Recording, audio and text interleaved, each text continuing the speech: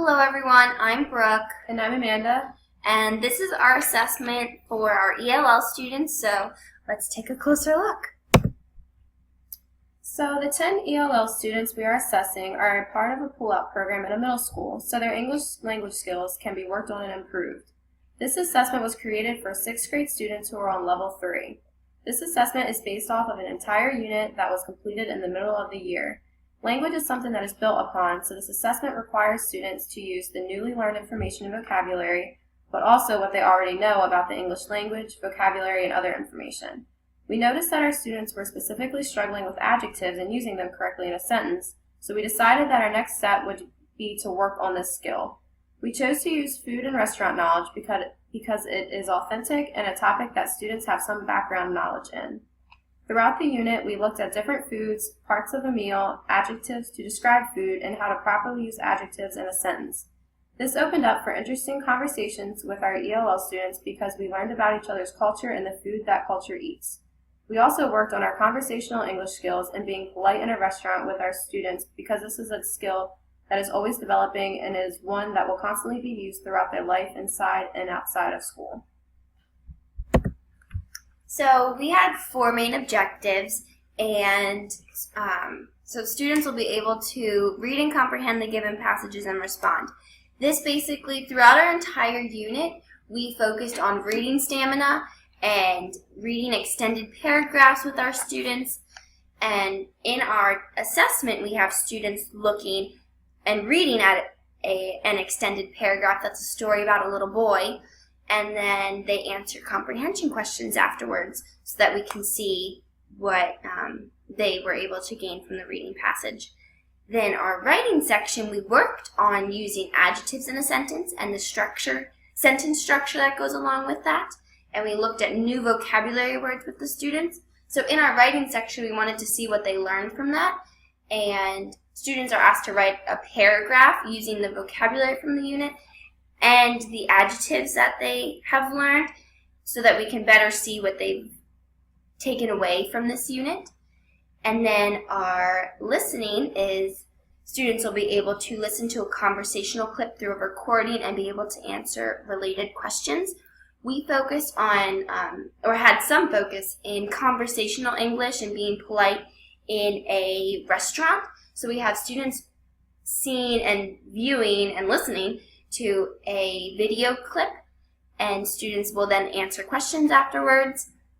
And lastly, our speaking section has students talking one-on-one with an instructor, kind of like an interview, but it's not going back and forth as much, I guess. And it's a question that they will be able to answer because it relates to them and it's about their favorite foods. So students have background knowledge how to answer because it's about them. And so that one is students will be able to orally respond to questions asked by the instructor. So now for our purpose. So we had many purposes for creating this assessment. Our primary focus was simply to evaluate our students' knowledge of the content and what they had taken away.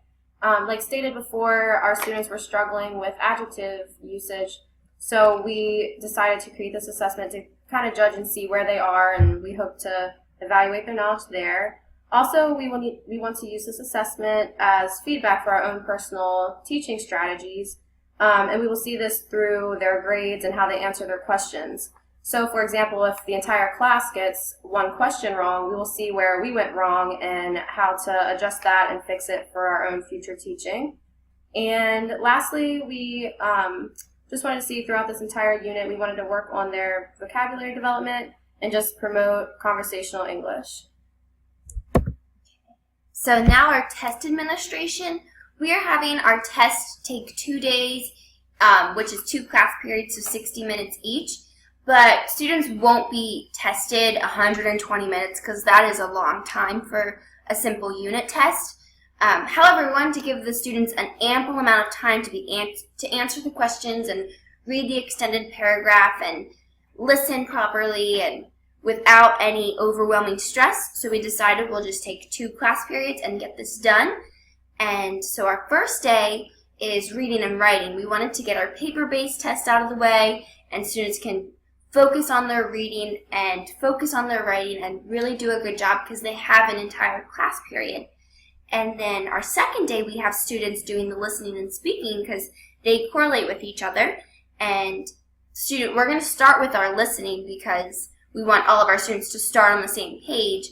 And then throughout the day, throughout the period, I should say, students will be pulled out of the classroom by another ESOL teacher to do their speaking portion. So students are really only being tested for probably about 60 to 75 minutes, depending on the listening section. And then the speaking should only take about 3 to 5 minutes with the other ESOL teacher. And we chose to use another ESOL teacher because we didn't want to have any biases of our own towards our students. And we also figured an ESOL teacher would have experience working with ELL students and the expectations they have for ELL students. So that is our test administration. So our first day we have our reading, as I said, and we just have a short, or I guess an extended paragraph, like I said, about a little boy going to a restaurant for his birthday. And so students simply read the extended paragraph. It's probably about 10 sentences long. And students will read the paragraph and then complete some multiple choice questions. And we also have vocabulary matching, which you don't see on your screen right now. The one you see right here, number 3, is has students looking at vocabulary that we've used, like expensive, and they can refer back to the reading for this and see how it was used so they have some type of context. And then we also wanted to use picture-based, picture-cued questions for our, like some of our lower students in our level 3 so that they could visually see what they wanted to answer. So after the reading section, the students will be introduced with the writing section. And basically for the writing section, we gave them a short prompt where we asked them to describe their favorite food. And we decided to use a short paragraph format of 3 to 5 sentences because at level 3, students are just being able to, formulate sentences. And we really wanted to see how they could use their adjective placement. We also gave them a vocab box so they could use the vocabulary words properly so we could see if they had a complete understanding of the unit. And then for the other section of the writing, we have a question that asks them to identify the adjectives in the sentences above. And we also did this just so we could see that they could understand the relationship between adjectives and nouns and just to see if they really understood that content. And then the second day. And then for the second day, they come to the classroom, like stated before, and the teacher is going to play a short video clip for them. And the video clip is basically a conversational piece that somebody would typically have in a restaurant. It's very basic, using the vocabulary words from our unit.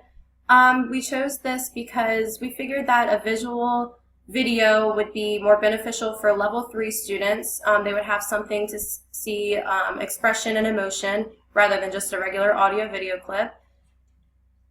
And then after we play it the first time, we'll give our students time to answer comprehension questions like you can see for number 2 here. And they're just basic comprehension questions to see if the students could listen and hear the main purpose of the video. And after that, we're going to play the video a second time just so students can hear any missed content that they didn't get in the beginning section. And then after the multiple choice, there's just some simple true or false questions, like stated before, just comprehension questions to see if they understood the listening section. And last is our speaking section, and as I said before, it's a one-on-one interview with another ESOL teacher, and we actually decided to give them the opportunity to choose their own question to answer. So if you look at the top right-hand corner are 2 questions, and then they choose which one they want to answer since families are very different. So some might not eat out and others may eat out more often. And this is the rubric we're going to use for our students. It's very simple, just 3, 2, 1, and it looks at did they answer the question that they were intended to answer? Did they use the vocabulary words? Specifically adjectives, and were they fluent with their speech?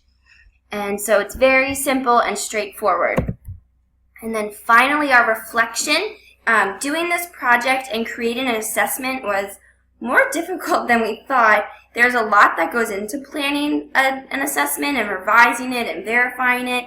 However, it was very beneficial because we were able to apply what we learned in class to create it. And it was very meaningful because it's something that we are going to have to do as educators and for our careers. So basically, overall, this project has been very beneficial for our future careers as teacher. We will use the guidelines and standards in our real classroom assessments that we did here. So it was a very beneficial project for us, and we got a lot out of it. So thank you for watching our presentation, and have a good semester. Yeah, and a good summer. Woo! Bye, everyone.